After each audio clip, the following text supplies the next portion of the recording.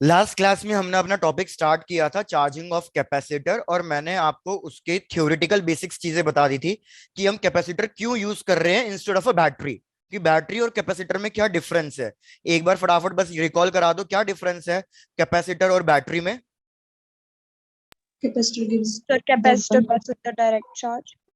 बिल्कुल, कि करंट मतलब जो कैपेसिटर है वो हमारे को जो करंट देता है वो विद इन वन शॉट देता है, धीरे धीरे एक्सपोनेंशियली नहीं देता।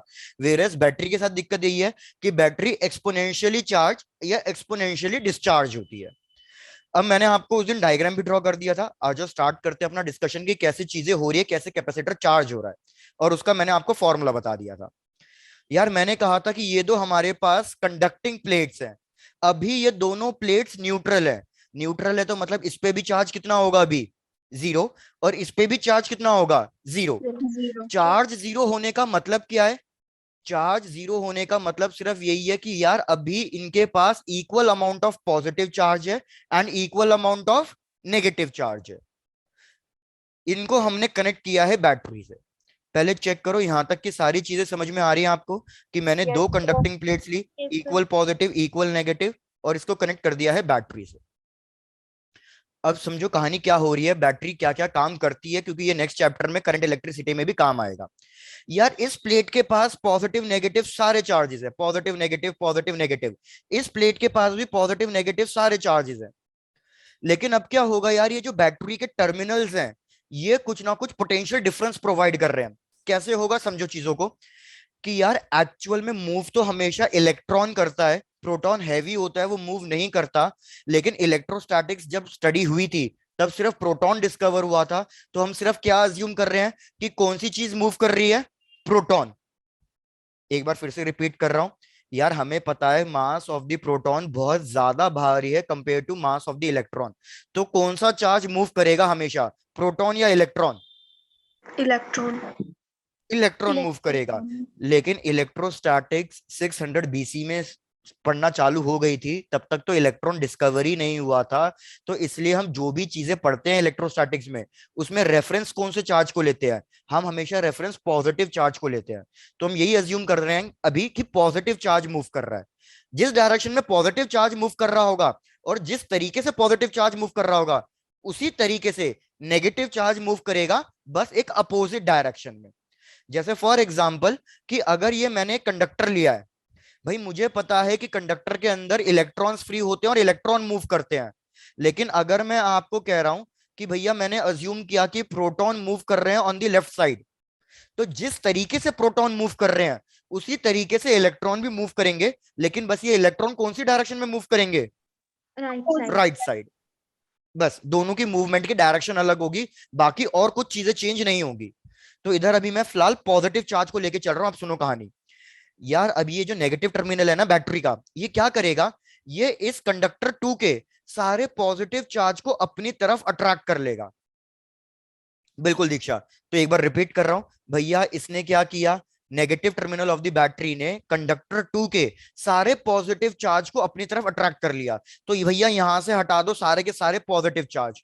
तो अब हमारे पास प्लेट पे कौन सा चार्ज रह गया, सिर्फ सिर्फ नेगेटिव चार्ज रह गया। negative. Negative. अब क्या होगा यार, यहीं पे है ना, सेम चीज पॉजिटिव के साथ भी होगी, मतलब दूसरी प्लेट कंडक्टर वन के साथ भी होगी। कंडक्टर वन के जितने भी इलेक्ट्रॉन्स हैं वो इस नेगेटिव प्लेट पे आके एक्यूमुलेट हो जाएंगे। तो अगर वो नेगेटिव प्लेट पे आके एक्यूमुलेट हो गए हैं तो यहाँ पे क्या हटा दूं मैं, भैया यहाँ पे जितने भी इलेक्ट्रॉन्स है वो सारे हटा दिए मैंने। यार अब क्या हो गया, चार्जेस का मूवमेंट तो रुक गया, सारे के सारे चार्जेस बैटरी के टर्मिनल पे आके एक कलेक्ट हो गए हैं, एक्यूमुलेट हो गए हैं। अब वहीं पे बैटरी अपना काम शुरू करती है। बैटरी क्या करती है, अपने केमिकल रिएक्शन की हेल्प से एक एक्सटर्नल फोर्स प्रोवाइड करती है।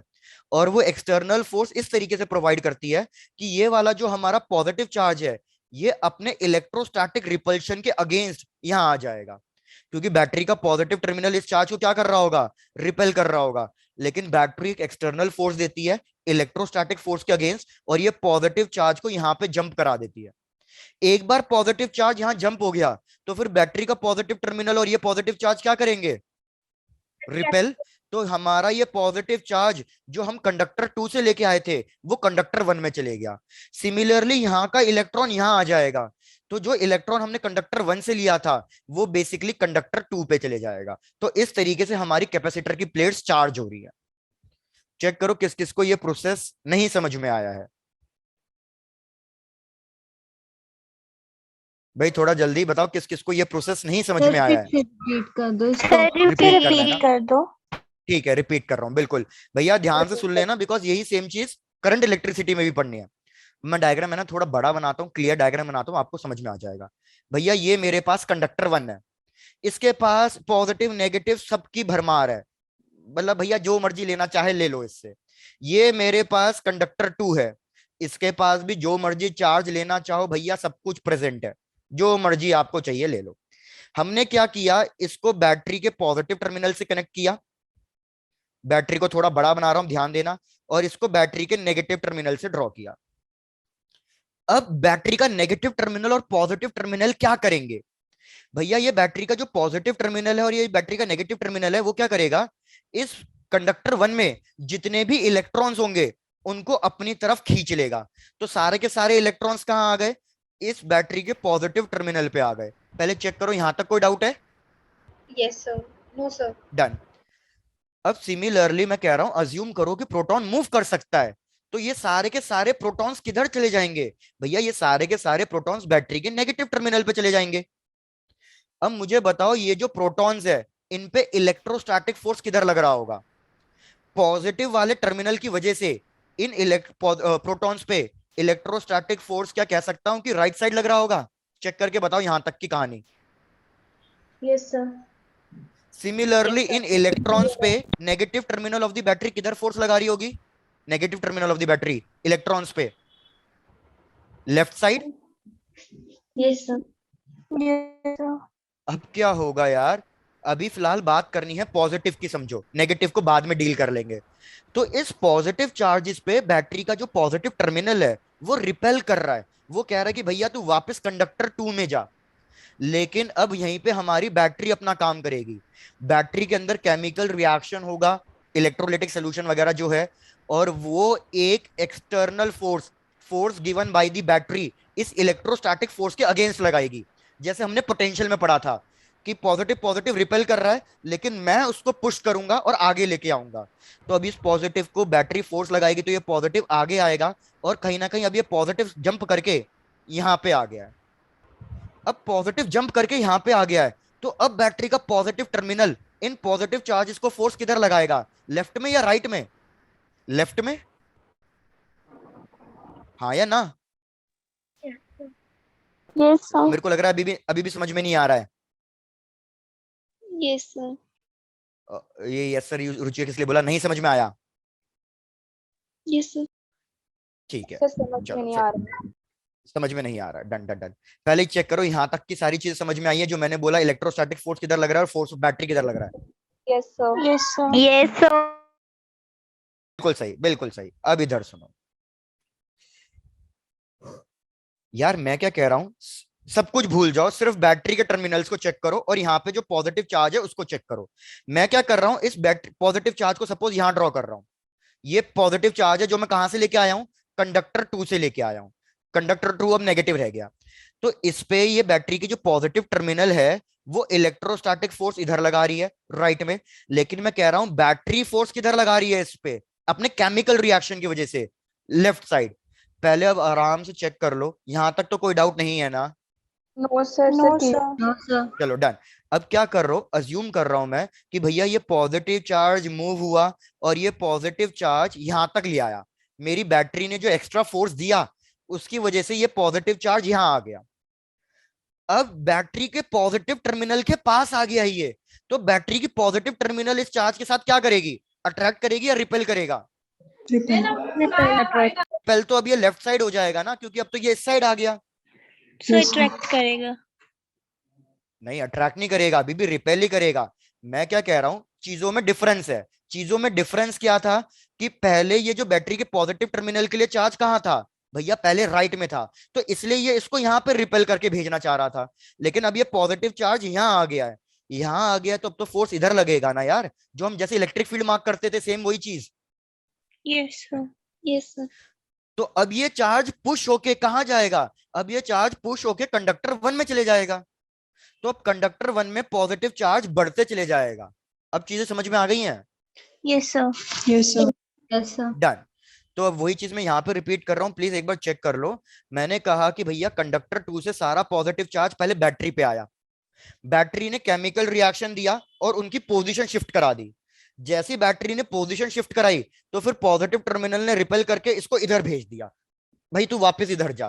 तो कंडक्टर वन पे पॉजिटिव चार्ज कलेक्ट होते जाएगा, सिमिलरली कंडक्टर टू पे क्या होते चले जाएगा, नेगेटिव चार्ज कलेक्ट होते चले जाएगा।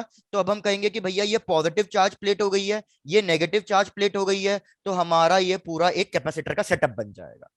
अब चेक कर लो, अब तो पूरा स्टोरी लाइन क्लियर है ना? Yes sir. Yes Done. Sir. तो इसी चीज को हम कहेंगे चार्जिंग ऑफ अ कैपेसिटर। तो यार चार्ज, अगर हम ऐसा नहीं माने कि प्रोटॉन मूव करता है तो जो एक्चुअल होता है तो वो कैसे होगा? तो आकाश एक्चुअल में इलेक्ट्रॉन मूव करता है तो इलेक्ट्रॉन के साथ ये होगा कि जैसे में इधर इलेक्ट्रॉन आ गया positive plate of the terminal पे, बैटरी उसको शिफ्ट कराएगी और बैटरी यहाँ कंडक्टर टू पे नेगेटिव चार्ज को कलेक्ट कराती जाएगी। तो अल्टीमेटली तब भी मेरा कंडक्टर वन क्या हो जाएगा, पॉजिटिवली चार्ज हो जाएगा। आकाश क्या ये डाउट क्लियर है आपका? Yes sir. डन।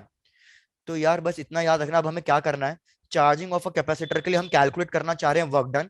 अब बुक्स में ये चीज मेंशन नहीं होगी, बुक्स में पता है कैसे गिवन होगा, बुक्स में गिवन होगा कि हम एक पॉजिटिव चार्ज डी क्यू उठा के लेके आ रहे हैं और सीधे कंडक्टर वन पे रख रहे हैं।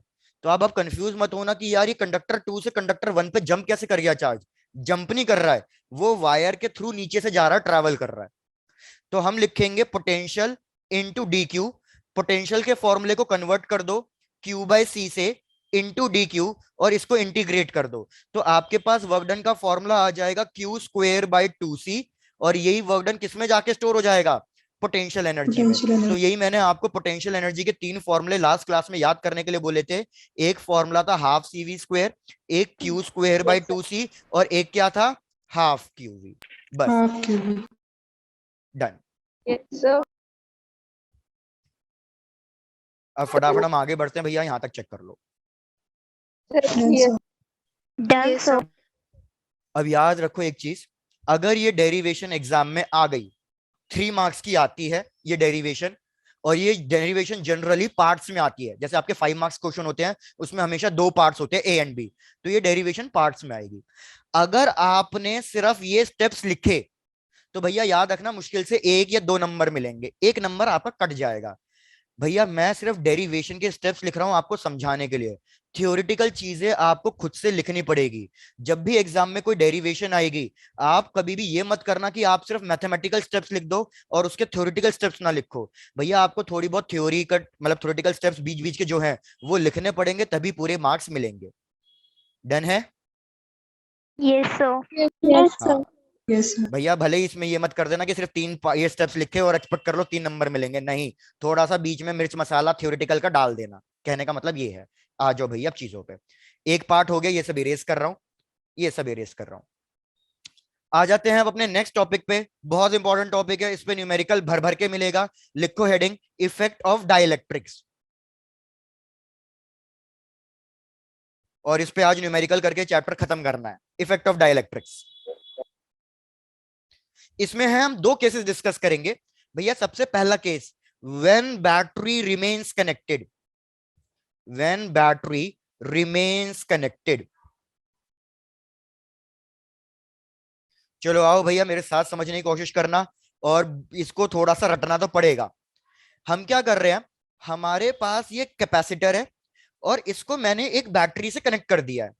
अभी इस कैपेसिटर में कोई डाइलेक्ट्रिक इंसर्ट नहीं किया हुआ है, आई रिपीट, अभी इस कैपेसिटर के अंदर कोई डाइलेक्ट्रिक इंसर्ट नहीं किया हुआ। ये हमने एक बैटरी कनेक्ट करी है V, तो इसका इनिशियल कैपेसिटेंस मान लो C नॉट है, इसका इनिशियल पोटेंशियल मान लो V नॉट है।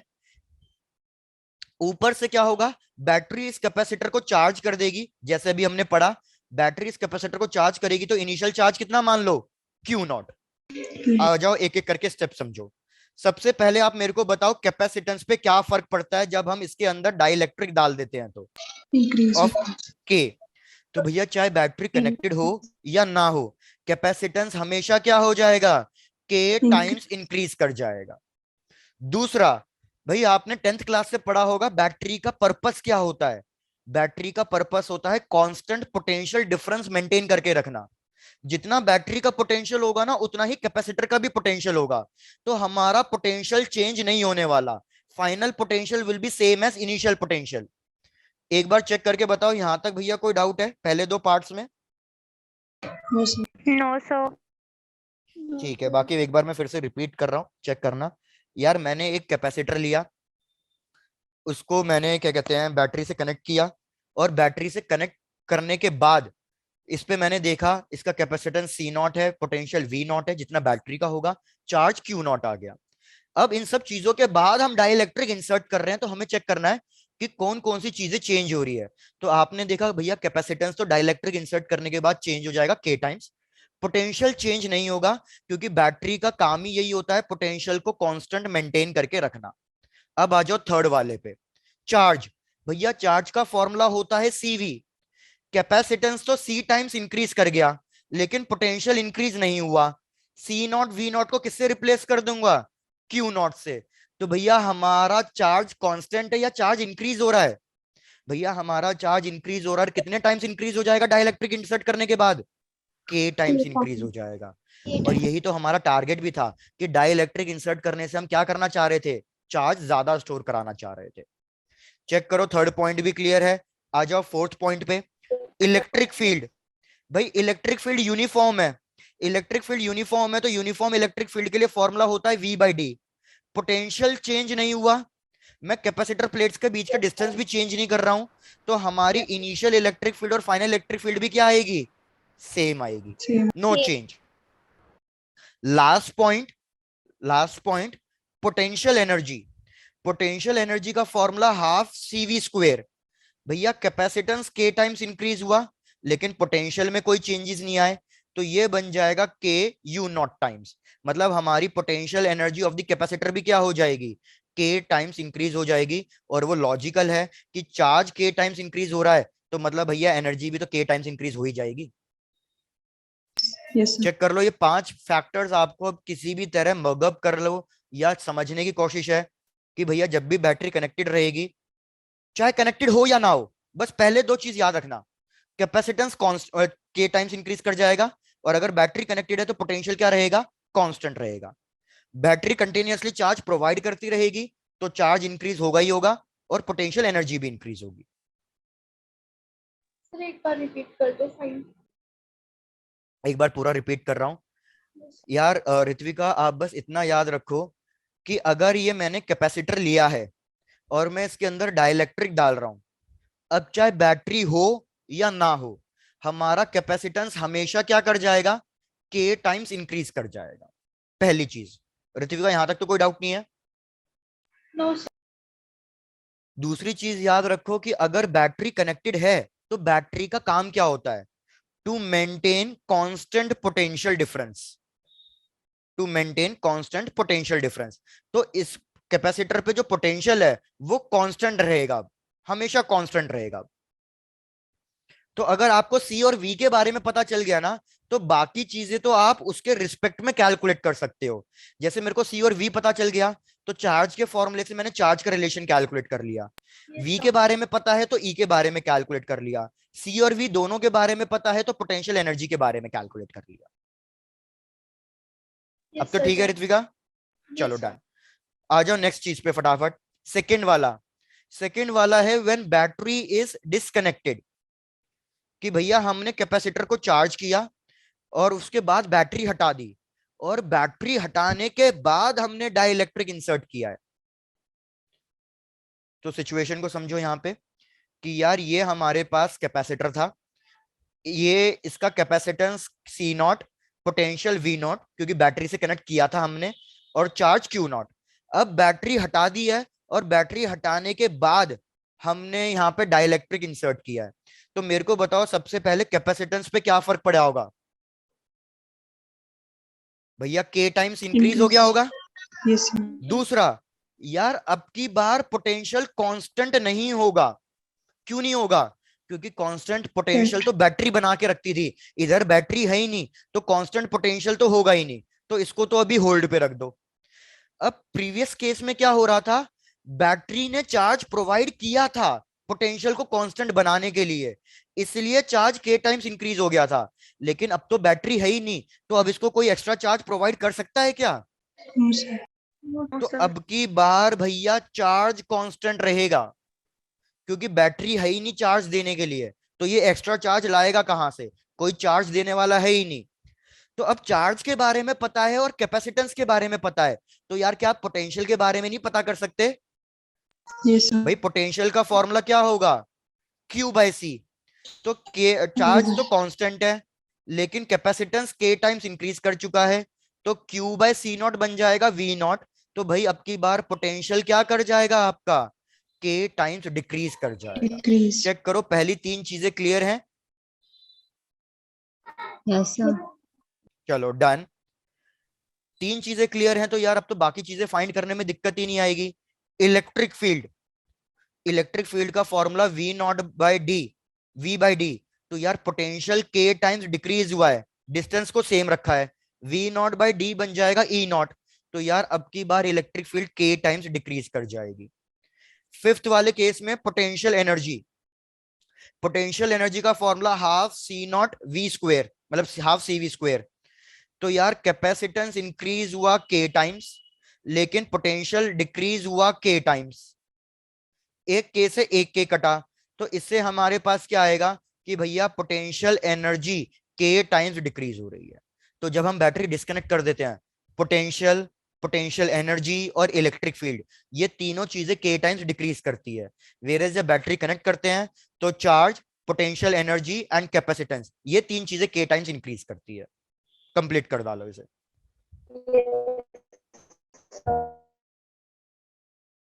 कंप्लीटेड है ये भी, चलो। No, तो sir. भैया ठीक है, No, आराम से sir. कर लो, ठीक है ठीक है, आराम से कर लो। अब बस एक लास्ट टॉपिक रह गया, उसके बाद हमारा चैप्टर खत्म। लेकिन हम न्यूमेरिकल्स भी करने हैं अभी, एक लास्ट डेरिवेशन, लास्ट कॉन्सेप्ट बचा है। Sir, done. डन, ठीक है, एक मिनट और रुक रहा हूँ भैया, बाकी लोग भी कंप्लीट कर लो। Sir, done. चलो आ जाओ भैया, चैप्टर का last topic, sharing of charge. आपको थोड़ा सा क्विक रिकॉल कराता हूं प्रीवियस क्लासेस का, कि क्या पढ़ा था हमने अब तक। यार अभी तक हमने क्या करा था कि अगर दो कंडक्टर्स ले रहा हूं और ये दो कंडक्टर्स आइडेंटिकल हैं और इनको टच करा रहा हूं, आई रिपीट, अभी तक हमने सिर्फ आइडेंटिकल कंडक्टर्स के बारे में पढ़ रहे थे, आइडेंटिकल बॉडीज, कि यार अगर इन दो बॉडीज को टच करा रहा हूं और इन दो बॉडीज पे चार्ज है, सपोज इस पे चार्ज Q1 है, इस पे चार्ज Q2 है, तो इन दोनों के बीच में चार्जेस ट्रांसफर करेंगे। तो मेरे को बताओ ट्रांसफर करने के बाद फाइनल चार्ज कितना आएगा दोनों पे? भैया याद है या नहीं? इक्वल एंड अपोजिट नहीं आता, वो तो इंडक्शन में आता है। भाई भूल गए आप लोग? यार ये दोनों अगर आइडेंटिकल बॉडीज हैं, सबसे पहले आइडेंटिकल बॉडीज का मतलब होता है सेम साइज, सेम साइज, मतलब इसका रेडियस r है तो इसका रेडियस भी r होगा। तो अगर दोनों का साइज सेम है तो याद रखो यार, चार्ज इक्वल डिवाइड हो जाता था, दोनों पे चार्ज इक्वल आएगा, और कितना आएगा, दोनों का एडिशन डिवाइडेड बाय 2, दोनों का एडिशन डिवाइडेड बाय 2। जैसे फॉर एग्जांपल, एक एग्जांपल से लेके करा देता हूं आपको क्लियर, कि भाई ये मेरे पास एक बॉडी है और इसी का आइडेंटिकल मैंने यहां ले लिया। सपोज मैं कह रहा हूं इस पे चार्ज है 2Q और इस पे चार्ज है 0, तो बताओ इन दोनों को टच करने के बाद दोनों पे कितना चार्ज आएगा? तो आप क्या करोगे, आप लिखोगे 2Q प्लस 0 डिवाइडेड बाय 2, तो ये आ जाएगा 2Q डिवाइडेड बाय 2। तो कितना चार्ज आ जाएगा भैया, पहले वाले पे चार्ज रह जाएगा Q और दूसरे वाले पे भी कितना आ जाएगा, Q, मतलब दोनों पे इक्वल आएंगे। अब तो क्लियर हो गया ये वाला? Yes sir. Yes, sir. लेकिन अब हमें क्या करना है, अब हमें नॉन आइडेंटिकल बॉडीज के लिए पढ़ना है। नॉन आइडेंटिकल बॉडीज का मतलब यार कि दोनों का साइज अलग अलग है, दोनों का साइज अलग अलग है, और उन दोनों को मैं कनेक्ट कर रहा हूं किसी भी एक वायर से, ताकि चार्जेस ट्रांसफर कर सके। तो ये मैंने दो कंडक्टर ले लिए, अज्यूम कर लो इन दोनों का साइज अलग अलग है, और इन दोनों को मैंने किसी एक वायर से या दोनों को आपस में कांटेक्ट में लेके आ गया हूं। तो भैया चार्जेस ट्रांसफर करेंगे। अब देखते जाओ टर्म्स। इसका रेडियस ले लो R1, इसका रेडियस ले लो R2। भैया इसके ऊपर अभी इनिशियली चार्ज ले लो Q1, इसका कुछ ना कुछ पोटेंशियल होगा V1 क्योंकि चार्ज किया है तो, और कंडक्टर है तो कुछ ना कुछ कैपेसिटेंस होगा C1। सिमिलरली यहां पे यही सब चीजें मेंशन कर दो।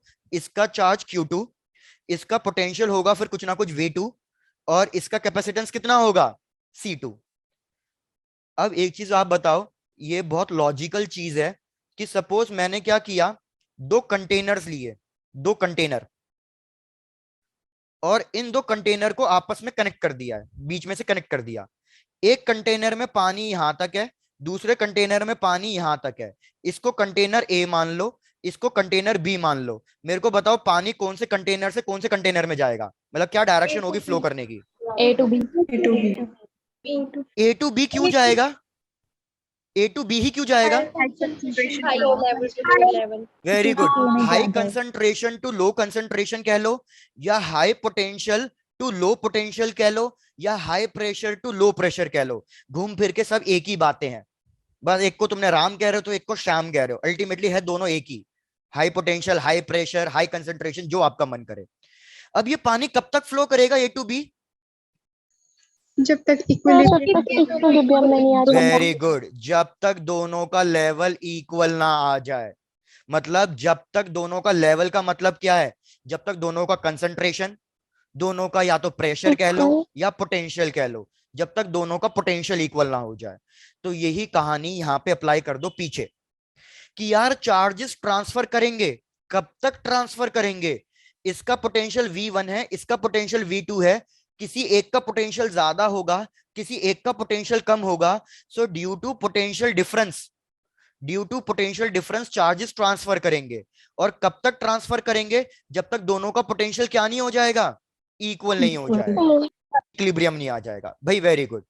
तो आओ अब चीजों को कैलकुलेट करना सीखते हैं कि भैया कैसे पता चलेगा कि चार्जेस कौन से कंडक्टर से जाएगा, चार्ज कंडक्टर ए से बी में जाएगा या बी से ए में आएगा, कैसे सारी चीजें होंगी, अब हमें ये पढ़ना है। भैया करें स्टार्ट। प्रीवियस स्लाइड ये लो।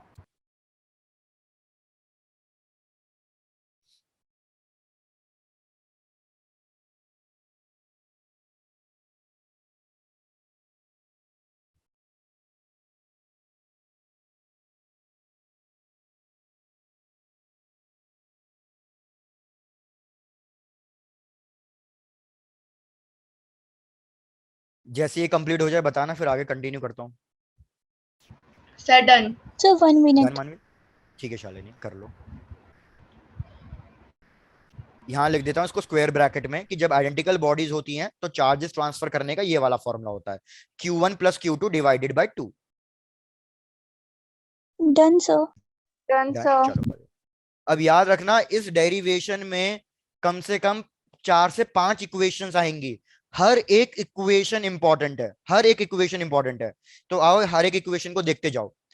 इसको यहाँ पे सॉल्व कर रहा हूं भैया। सबसे पहली इक्वेशन, इसको इस तरीके से यहां कर दिया कि यार हमारे पास टोटल चार्ज कितना है इनिशियली, Q1 प्लस Q2 पूरे सिस्टम का। According to conservation of charge, भैया फाइनल चार्ज भी सिस्टम का क्या रहेगा, कांस्टेंट रहेगा। लेकिन चार्जेस कहीं ना कहीं ट्रांसफर करेंगे। अब सपोज चार्जेस ट्रांसफर करने के बाद इसका चार्ज हो गया है Q1 डैश, इसका चार्ज कितना हो गया है Q2 डैश, इसका पोटेंशियल V हो गया है तो इसका पोटेंशियल भी कितना हो जाएगा V। कैपेसिटेंस तो कांस्टेंट रहेगा तो इसका कैपेसिटेंस कितना C1, और इसका कैपेसिटेंस कितना C2 ही रहेगा। तो भैया final total charge of the system कितना हो गया Q1 dash plus Q2 dash. Check करो इक्वेशन 1 क्लियर है कि total charge will remain constant. Yes, sir. Yes, sir. बहुत बढ़िया। अब हम फॉर्मूला देखो क्या लगेगा, Q1 dash is equals to C1 into V। V क्यों लिखा यहां पे, क्योंकि Q1 डैश कौन सा चार्ज था, इक्विलिब्रियम आने के बाद, तो इसलिए यहां पे पोटेंशियल भी कौन सा लिखूंगा, इक्विलिब्रियम आने के बाद वाला। Q2 dash is equals to C2 और V। क्या करो, इन दोनों इक्वेशंस को डिवाइड कर दो। इन दोनों इक्वेशंस को डिवाइड किया तो वी वी कट गया, तो मुझे एक चीज पता चल गई है, इक्वेशन टू क्या, कि भैया चार्ज उसके कैपेसिटेंस के अकॉर्डिंग डिवाइड होगा। जिसका कैपेसिटेंस ज्यादा होगा भैया उस पे चार्ज ज्यादा जाएगा, जिसका कैपेसिटेंस कम होगा उस पे चार्ज कम जाएगा। बहुत सिंपल सा लॉजिक है कि अगर एक कंटेनर छोटा है और एक कंटेनर बड़ा है तो डेफिनेटली भैया बड़े वाले कंटेनर में लिक्विड ज्यादा जाएगा, छोटे वाले कंटेनर में लिक्विड कम जाएगा, क्योंकि उसकी स्टोरिंग कैपेसिटी उसी हिसाब से है। इक्वेशन 2। अब इक्वेशन 3 देखो भैया, Q1 dash by Q2 dash. अब ध्यान देना भैया, कैपेसिटेंस का formula for an isolated spherical conductor 4 pi epsilon not R1 divided bye 4 pi epsilon not R2। भैया फिर से ये पूरा कैंसिल हो गया, तो हमें एक इक्वेशन 3 भी पता चल गई कि यार क्या, कि चार्जेस जो ट्रांसफर होंगे वो उस बॉडी के साइज के अकॉर्डिंग होंगे।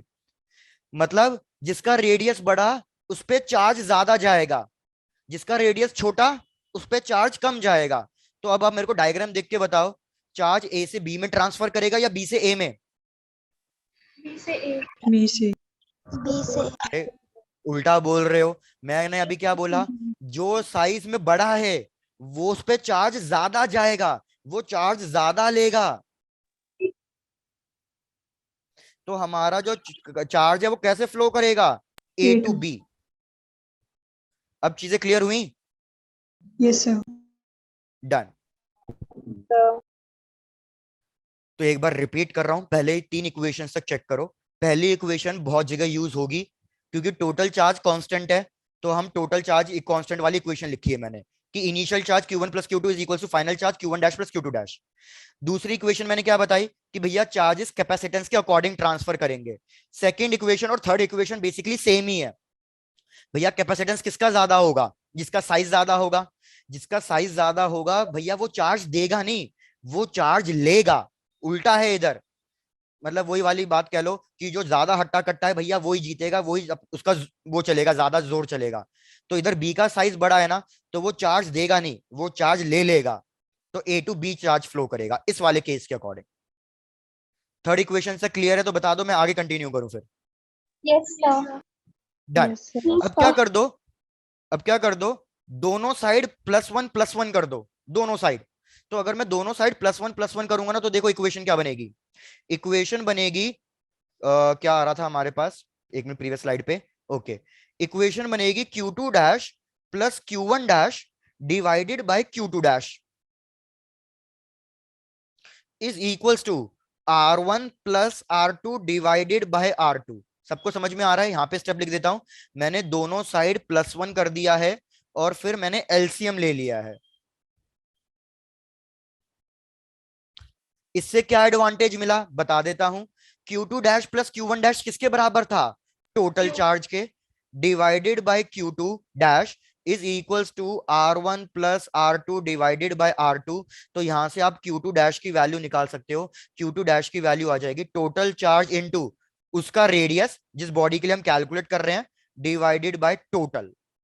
Similarly I can write Q1 dash is equals to total charge R1 divided by R1 plus R2। ये दोनों मिलाकर इक्वेशन 4 लिख लो। चेक कर लो, यहां तक कोई दिक्कत हो तो बता दो। बस अब 2 इक्वेशंस और रह गई हैं। Clear है. क्लियर है? आ जाओ लास्ट। लास्ट भैया, हमें अब कॉमन पोटेंशियल भी निकालना है कि फाइनल पोटेंशियल हुआ तो हुआ कितना। तो फाइनल पोटेंशियल का फॉर्मूला होगा total charge by total capacitance. Total charge तो था हमारे पास Q1 plus Q2 divided by total capacitance हो जाएगा C1 प्लस C2। तो Q1 Q2 को आप चाहे तो रिप्लेस कर सकते हो C1 V1 plus C2 V2 से, divided by C1 plus C2। ये वाला फॉर्मूला, लास्ट वाला फॉर्मूला ज्यादा इंपॉर्टेंट है। हालांकि ऊपर वाला फॉर्मूला भी यूज करने के लिए आ सकता है, बाकी ये वाला फॉर्मूला ज्यादा यूज करने के लिए आएगा कि भैया मेरे को फाइनल इक्विलिब्रियम पोटेंशियल फाइंड करना हो तो C1 C2 sorry C1 V1 plus C2 V2 divided by C1 plus C2। Equation 5। चलो यहां तक प्लीज कंप्लीट करो अच्छे से, क्योंकि फिर वापस से एक चीज पीछे में समझाना है, तो प्लीज यहां तक कंप्लीट करो पहले। Done, sir. डन, चलो बढ़िया। No, sir. हाँ कर लो, आराम से कर लो। 1 मिनट कंप्लीट करो आप, मेरे को भी 1 मिनट दो।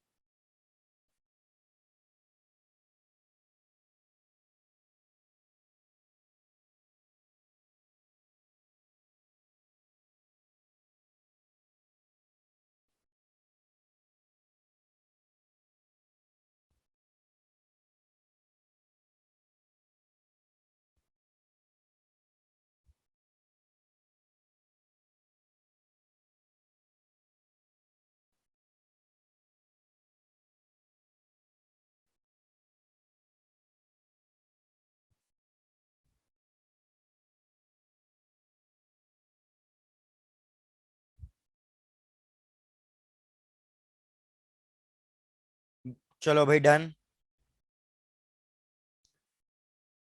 Done, sir. Shiv done. Shivani, homework वाले क्वेश्चन तो शायद से आज नहीं हो पाएंगे, उनको नेक्स्ट क्लास में ही डिस्कस करेंगे, क्योंकि पहले ये टॉपिक खत्म करना, आज चैप्टर खत्म करना न्यूमेरिकल्स के साथ। आ जाओ नेक्स्ट चीज पे। यार अब हमें पता चल गया कि इस वायर से, या अगर ये वायर नहीं भी होती, दो बॉडीज कनेक्टेड होती, तो भी चार्ज फ्लो कर रहा है। अब याद रखो, अगर कभी भी चार्ज फ्लो कर रहा है ना, भैया ये भी 10th क्लास में पढ़ा होगा, कि अगर किसी भी वायर से करंट फ्लो कर रहा है तो वो वायर हमेशा हीट होगी ही होगी। क्यों हीट होगी? क्योंकि अगर कोई भी एक वायर है तो उसका रेजिस्टेंस होगा, उसका रेजिस्टेंस होगा, तो ड्यू टू रेजिस्टेंस वायर हमेशा हीट अप होगी ही होगी। हीट अप होने की वजह से क्या होगा? कुछ ना कुछ एनर्जी लॉस होंगे हमेशा। रिपीट कर रहा हूं, मैंने क्या बोला? कि अगर किसी भी वायर से चार्ज फ्लो कर रहा है या करंट फ्लो कर रहा है, ड्यू टू दी रेजिस्टेंस हमेशा हीटिंग इफेक्ट प्रोड्यूस होगा, वायर थोड़ी सी हीट हो जाएगी। और वायर का हीट होने का मतलब क्या है? कि हमारी कुछ एनर्जी हीट में कन्वर्ट हो रही है, तो उस चीज को हम कहेंगे एनर्जी लॉस। तो हमें अब वही कैलकुलेट करना है, एनर्जी लॉस, कि चार्जेस जब ए से बी में ट्रांसफर हुए हैं तो कितना एनर्जी लॉस हुआ। तो मैं लिखूंगा सबसे पहले इनिशियल एनर्जी। इनिशियल एनर्जी हो जाएगी half C1V1 square plus half C2V2 square.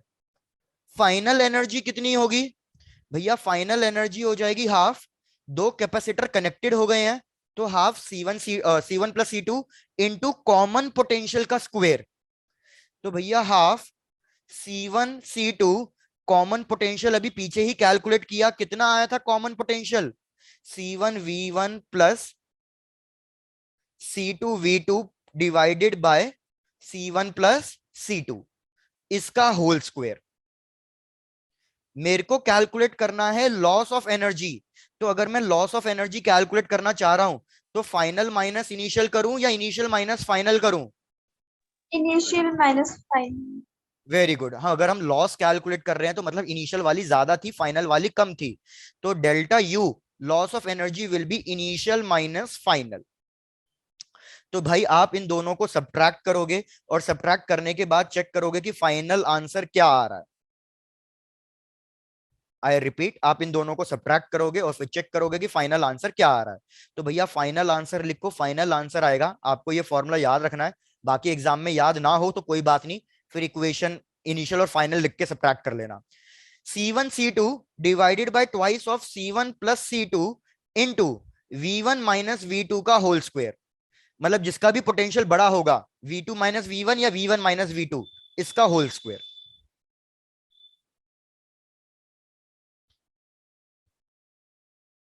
सारी Yes. डेरिवेशंस खत्म, सब कुछ खत्म, अब करने हैं न्यूमेरिकल्स, चैप्टर खत्म है।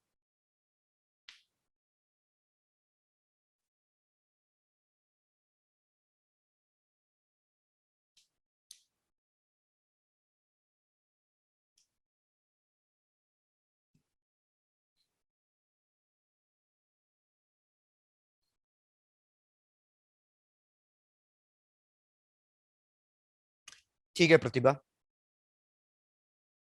आप कह रहे हो इक्वेशन फिफ्थ रिपीट करनी है, पहले आप यहां तक कंप्लीट कर लो, फिर इक्वेशन फिफ्थ पे भी आ जाओ।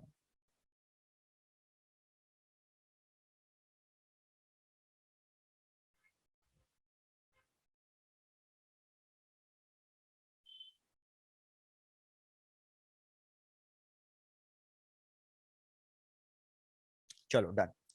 भाई इक्वेशन फिफ्थ प्रतिभा, फिर से मेरे को कॉमन पोटेंशियल निकालना था, कि चीजें ए टू बी ट्रांसफर कर रही हैं, चार्जेस ट्रांसफर कर रहे हैं ए से बी तक, लेकिन वो कब तक ट्रांसफर करेंगे, जब तक उनका पोटेंशियल सेम ना हो जाए।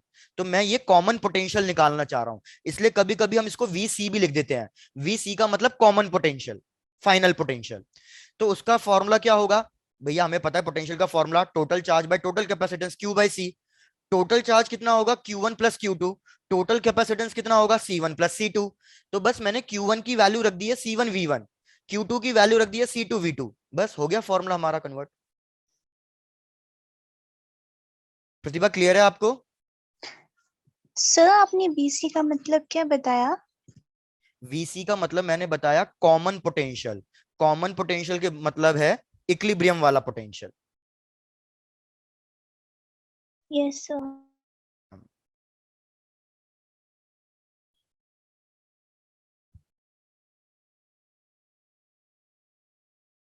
चलो ये भी नोट डाउन हो गया है। अब क्या हम आ सकते हैं अपने न्यूमेरिकल्स वाले पार्ट पे? Yes sir. चलो डन। तो let's start with the numericals. भैया क्वेश्चन आप खुद से ट्राई करोगे ये वाला क्वेश्चन, और इस क्वेश्चन को इंपॉर्टेंट भी मार्क कर लेना हाथ की आती। चलो भैया आ जाओ। क्वेश्चन क्या कह रहा है? क्वेश्चन कह रहा है हमारे पास दो कैपेसिटर्स हैं C1 एंड C2। यहां लिख देता हूं C1 C2। C1 को हमने चार्ज किया है to a potential of 20 volt, इसको हमने चार्ज किया है to a potential of 10 volt. बस यही इंफॉर्मेशन गिवन है, आई रिपीट, कि हमारे पास दो कैपेसिटर्स हैं C1 C2, इन दोनों को हमने चार्ज किया to a potential of 20 volt and 10 volt. C1 की वैल्यू गिवन है, C1 की वैल्यू है 2 माइक्रोफेरेड, और C2 की वैल्यू हमें गिवन है 3 माइक्रोफेरेड। क्या क्या कैलकुलेट करना है? क्वेश्चन कह रहा है कि भैया हम इन दोनों कैपेसिटर्स को हमने कनेक्ट कर दिया है with a wire. Capacitor 1 and 2 are connected. तो कनेक्टेड करने के बाद फर्स्ट पार्ट, भैया फर्स्ट पार्ट कह रहा है कि find final potential difference. Find final potential difference.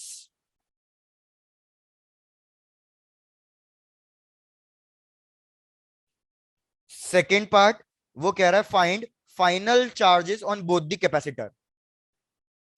Final charges on both the capacitors.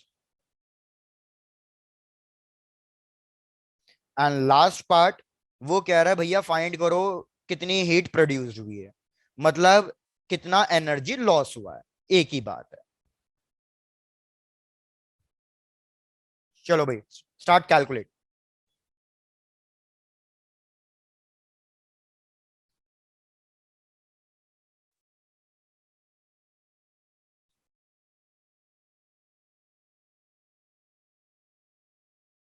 छह इक्वेशंस दी है मैंने आपको, अल्टीमेटली वो छह इक्वेशंस ही वो करनी है, तो देख लो।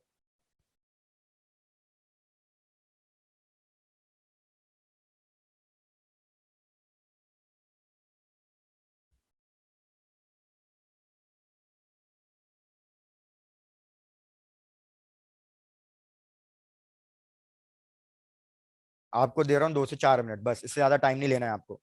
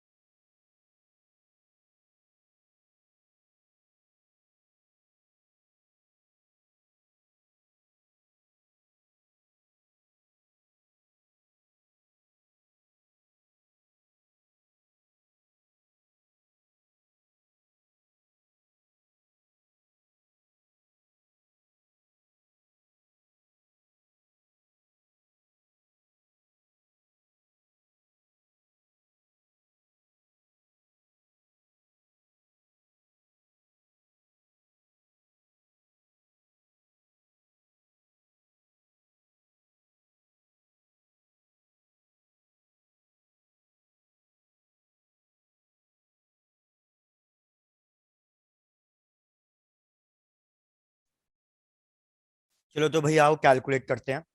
फर्स्ट पार्ट तो बिल्कुल इजी है, आप डायरेक्टली अपने फिफ्थ इक्वेशन से कैलकुलेट कर सकते थे फर्स्ट पार्ट। तो यहां लिख देता हूं।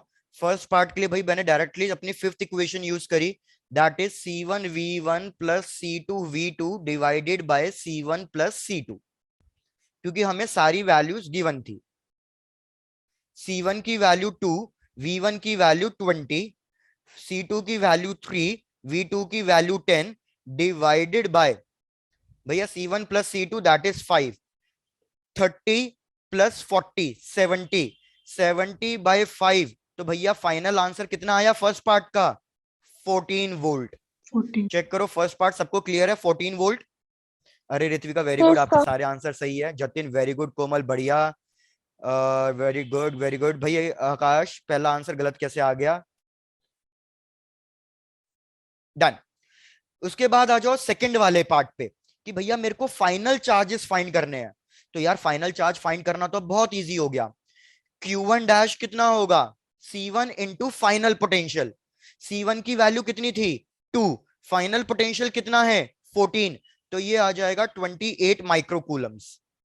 Q2 डैश, Q2 डैश हो जाएगा C2 into common potential, 3 into 14, तो हमारे पास ये कितना आ जाएगा? 42 माइक्रोकूलम्स। टोटल चार्ज पूछा नहीं है, वैसे बता रहा हूं। तो टोटल चार्ज आपके पास इनिशियल और फाइनल जो भी रहा होगा दैट इज 60 माइक्रोकूलम्स। चलो डन। उसके बाद थर्ड पार्ट था हीट प्रोड्यूस्ड निकालना। क्या सर बोल रहे हो? 70 माइक्रोकूलम होगा। 70 आएगा। ओ सॉरी, हाँ sorry sorry sorry sorry sorry sorry भैया सॉरी। अब ठीक है, 70 माइक्रोकूलम्स। उसके बाद लास्ट पार्ट बचा हीट लॉस। तो यार हीट लॉस का फॉर्मूला इक्वेशन 6 बताई तो थी कि C1C2 divided by twice of C1 plus C2 into potential difference का होल स्क्वायर। तो आओ सॉल्व करते हैं इस इक्वेशन को। 2 into 3 divided by 2 into 5, potential difference minus करूंगा, एक का पोटेंशियल था 20, एक का था 10, तो 20 माइनस 10 10 हो गया, 10 का स्क्वायर। भैया 2 से 2 कटा, तो ये हो जाएगा 300/5। तो 300/5 कितना आ गया? 60। Very yes good. सर। तो ये हो जाएगा delta U is equals to 60 joules.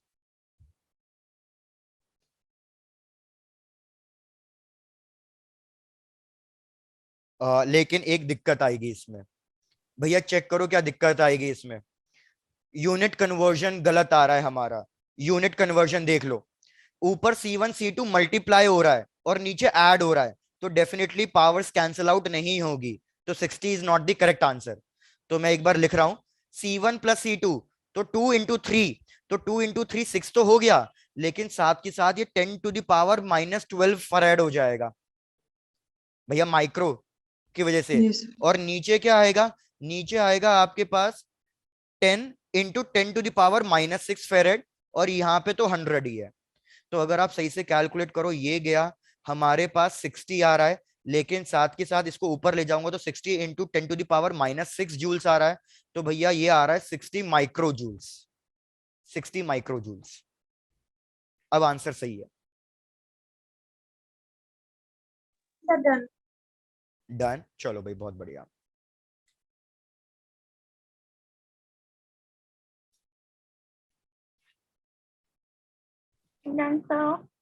Done. चलो नेक्स्ट क्वेश्चन। भैया नेक्स्ट क्वेश्चन भी बहुत इंपॉर्टेंट क्वेश्चन है, ये तो आया हुआ है एग्जाम्स में, तो चेक कर लो ये वाला क्वेश्चन। पहले मैं डायग्राम ड्रॉ करता हूं, फिर आपको एक्सप्लेन करता हूं सारी चीजें। Just give me a minute please, मैं बस एक बार फटाफट डायग्राम ड्रॉ कर लूं, उसके बाद एक्सप्लेन करता हूं चीजें।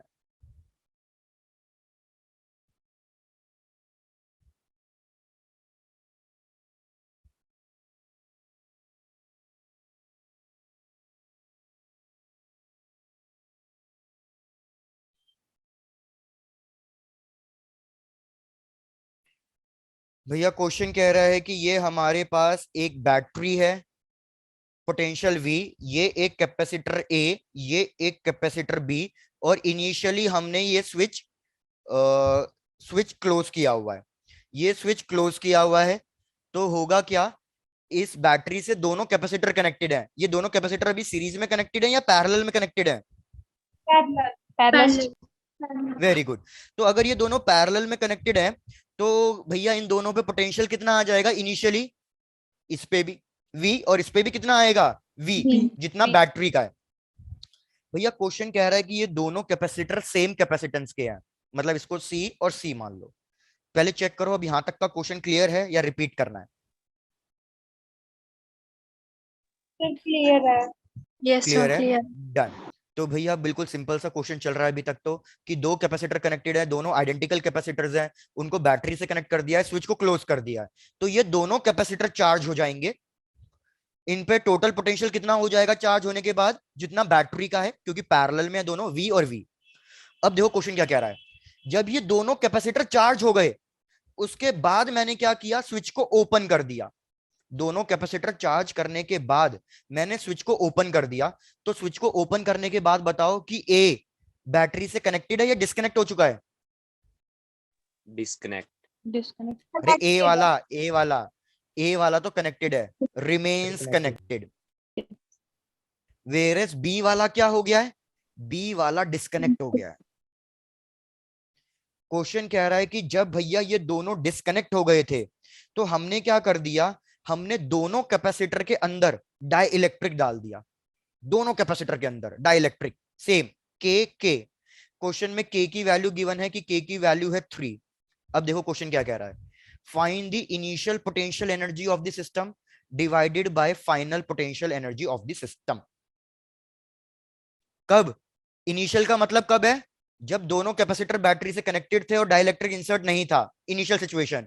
फाइनल कब? जब स्विच ओपन कर दिया और दोनों में डाइलेक्ट्रिक डाल दिया। चेक कर लो एक बार क्वेश्चन क्लियर है या रिपीट करूं अब? क्लियर है। डन। तो please try to calculate.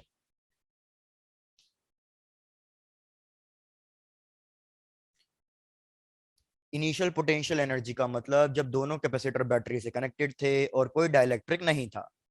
Final का मतलब जब दोनों में डाइलेक्ट्रिक है और स्विच ओपन है।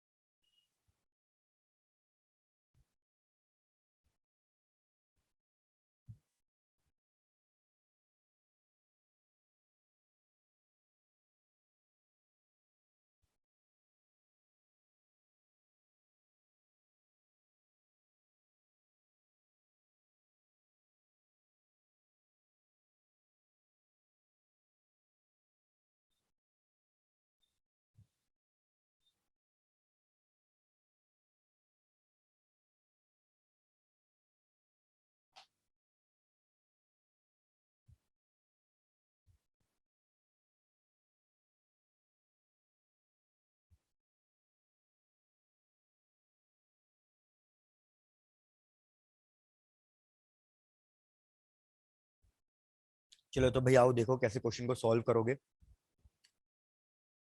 सबसे पहले मैं निकालूंगा initial potential energy. Initial potential energy होगा हाफ। इनिशियल कैपेसिटेंस कितना है? नहीं ऋत्विक का आंसर सही नहीं आ रहा। इनिशियल कैपेसिटेंस कितना है भैया? इनिशियल कैपेसिटेंस पहले वाले का C है। पोटेंशियल कितना है? पहले वाले का V है, तो हाफ CV²। ये पहला कैपेसिटर। दूसरे वाले कैपेसिटर का भी कैपेसिटेंस C है और पोटेंशियल V ही है, तो half CV² plus half CV² हो जाएगा। दीक्षा अभी भी आंसर सही नहीं आ रहा। तो half CV² plus half CV² कितना हो जाएगा भैया? CV²। ये मैंने इनिशियल पोटेंशियल एनर्जी लिखी है, चेक करो। Very good. अब आ जाते हैं फाइनल वाले पे। फाइनल वाले के लिए पहले वाले केस में क्या हो जाएगा? पहला कैपेसिटर ए वाले के लिए भैया कैपेसिटेंस 3 टाइम्स इंक्रीज कर जाएगा, के टाइम्स, तो 3 इंटू सी लिख दिया। फिर पोटेंशियल कितना होगा भैया? ए वाला तो अभी भी बैटरी से कनेक्टेड है, तो इसका पोटेंशियल अभी भी सेम होगा, तो V²। भैया चेक करो, ये मैंने ए वाले के लिए लिखा है, क्या इसमें कोई डाउट है? प्लस अब बी वाले के लिए, वेरी गुड, बी वाले के लिए कैपेसिटेंस अभी भी इंक्रीज कर जाएगा, लेकिन अब चेक करो, याद करो उस कॉन्सेप्ट को कि जब बैटरी रिमूव हो जाती है तो भैया हमारा पोटेंशियल कांस्टेंट रहता है, इंक्रीज हो जाता है या डिक्रीज हो जाता है? K time डिक्रीज हो जाएगा। डिक्रीज हो जाता है। कितने टाइम्स डिक्रीज हो जाता है? के टाइम्स। K time। बन जाएगा v स्क्वेयर बाय 3 का स्क्वेयर, बिकॉज v बाय के हो जाएगा ना, तो v बाय 3 का Yes, स्क्वेयर। यहां लिख देता हूं सही से भैया, v बाय 3 का स्क्वेयर। तो जरा इसको सॉल्व करो, चेक करो फाइनल कितना आ रहा है। तो भैया ये हो जाएगा 3cv स्क्वेयर बाय 2 प्लस, इसको अभी कैंसिल आउट मत करो, देख लेते हैं, या चलो कैंसिल आउट कर भी दो, एक 3 से एक 3 कटेगा, तो हमारे पास आएगा cv स्क्वेयर बाय 6। जरा एलसीएम लेके सॉल्व करो, कितना आ रहा है ये? भैया ये आ रहा होगा 339, 10cv स्क्वेयर बाय 6। एलसीएम लेके सॉल्व करोगे तो 10cv स्क्वेयर बाय 6। क्या कोई दिक्कत है या रिपीट करना है कुछ?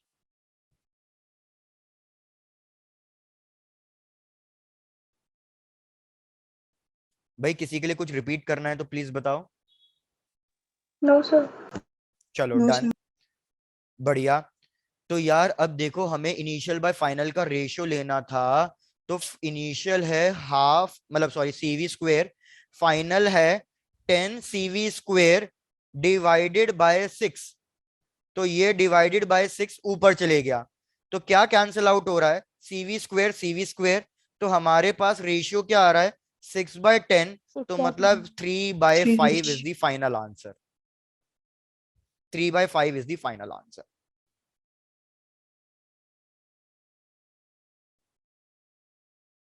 Good, sir done. डन, बहुत बढ़िया यार, कंप्लीट करो यहां तक।